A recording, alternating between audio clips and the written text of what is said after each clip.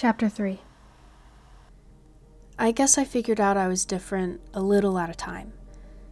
Since I never had trouble thinking or remembering, it actually sort of surprised me that I couldn't do stuff. And it made me angry. My father brought home a small stuffed cat for me when I was really little. Less than a year old, I'm sure. It was white and soft and just the right size for chubby baby fingers to pick up. I was sitting in one of those baby carriers on the floor, strapped in and safe as I checked out my world of green shag carpet and matching sofa. Mom placed the toy cat in my hands and I smiled. "Here, Melody. Daddy brought you a play pretty," she cooed in that high-pitched voice that adults use with children. Now, what's a play pretty? As if it's not hard enough figuring out real stuff, I have to figure out the meanings of made-up words. But I loved the soft coolness of the little cat's fur. Then it fell on the floor. Dad placed it in my hands the second time. I really wanted to hold it and hug it, but it fell on the floor once more. I remember I got mad and started to cry. "Try again, sweetie," Dad said, sadness decorating the edges of his words. "You can do it." My parents placed the cat in my hands again and again. But every single time, my little fingers could not hold it, and it tumbled back down to the carpet. I did my own share of tumbling onto that rug. I guess that's why I remember it so well. It was green and ugly when you looked at it up close. I think shag carpeting was outdated even before I was born. I had lots of chances to figure out how the threads of a rug are woven as I lay there waiting for someone to pick me up. I couldn't roll over, so it was just an irritated me, the shag rug, and the smell of spilled sour soy milk in my face until I got rescued. My parents would prop me up on the floor with pillows on either side of me when I wasn't in the baby seat. But I'd see a sunbeam coming through the window, turn my head to watch the little dust things that floated in it, and bam, I'd be face first on the floor. I'd shriek, one of them would pick me up, quiet me, and try to balance me better within the cushions. Still, I'd fall again in a few minutes. But then Dad would do something funny, like try to jump like the frog we were watching on Sesame Street, and it would make me giggle. And I'd fall over again. I didn't want to fall or even mean to. I couldn't help it. I had no balance at all. None. I didn't understand at the time, but my father did. He would sigh and pull me onto his lap. He'd hug me close and hold up the little cat or whatever toy I seemed to be interested in so I could touch it. Even though he sometimes made up his own vocabulary, Dad never spoke baby talk to me like my mother did. He always spoke to me as if he were talking to a grown-up, using real words and assuming I would understand him. He was right. "Your life is not going to be easy, little Melody," he'd say quietly. "If I could switch places with you, I'd do it in a heartbeat. You know that, don't you?" I just blinked, but I got what he meant. Sometimes his face would be wet with tears. He'd take me outside at night and whisper in my ear about the stars and the moon and the night wind. "The stars up there are putting on a show just for you, kid," he'd say. "Look at the amazing display of sparkle. And feel that wind? It's trying to tickle your toes." And during the day, he would sometimes take off all the blankets that my mother insisted I be wrapped in and let me feel the warmth of the sun on my face and legs. He had placed a bird feeder on our porch, and we would sit there together as the birds darted in, picking up seeds one at a time. "That red one is a cardinal," he'd tell me, "and that one over there is a blue jay. They don't like each other much," and he'd chuckle. What Dad did most was sing to me. He has a clear voice that seems made for songs like Yesterday and I Want to Hold Your Hand. Dad loves the Beatles. No, there's no figuring out parents and why they like stuff. I've always had very good hearing. I remember listening to the sound of my father's car as he drove up our street, pulled into the driveway, and rustled in his pocket to find his house keys. He tossed them on the bottom step, Then I'd hear the sound of the refrigerator door open, twice. The first time, he'd get something cold to drink. The second time, he'd search for a huge hunk of Munster cheese. Dad loves cheese. It doesn't agree with his digestive system very well, though.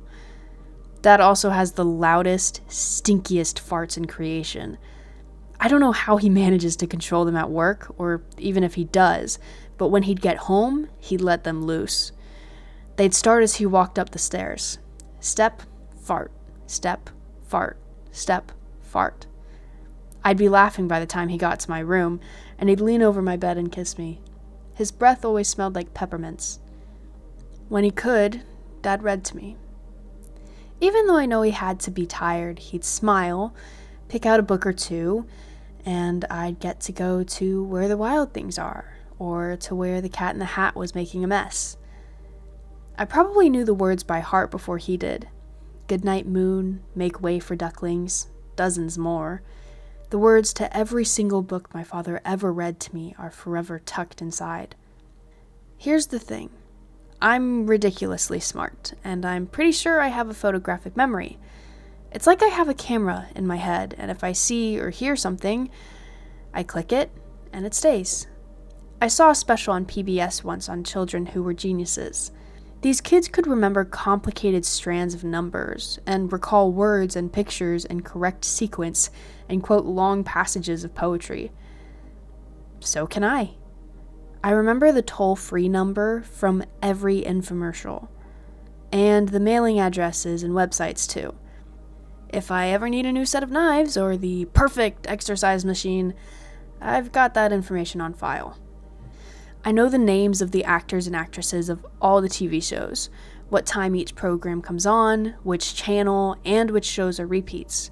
I even remember the dialogue from each show and the commercials in between. Sometimes I wish I had a delete button in my head. I have a television remote control clicker attached to my wheelchair, very close to my right hand. On the left side, I have a remote for the radio. I have enough control in my fist and thumbs to push the buttons, so I can change the station, and I'm really glad of that. 24 hours of big-time wrestling or the home shopping station can drive a person nuts. I can adjust the volume and even play DVDs if someone has popped one in the player for me. Lots of times I watch Dad's old videos of me. But I also like the cable channels that talk about stuff like kings and the kingdoms they conquered, or doctors and the diseases they cured. I've seen the specials on volcanoes, shark attacks, dogs born with two heads, and the mummies of Egypt. I remember them all, word for word. Not that it does me a lot of good. Nobody knows it's there but me. Not even my mother, although she has this mom sense that knows I understand stuff, but even that has its limits. Nobody gets it. Nobody. Drives me crazy. So every once in a while, I really lose control. I mean really. My arms and legs get all tight and lash out like tree limbs in a storm. Even my face draws up.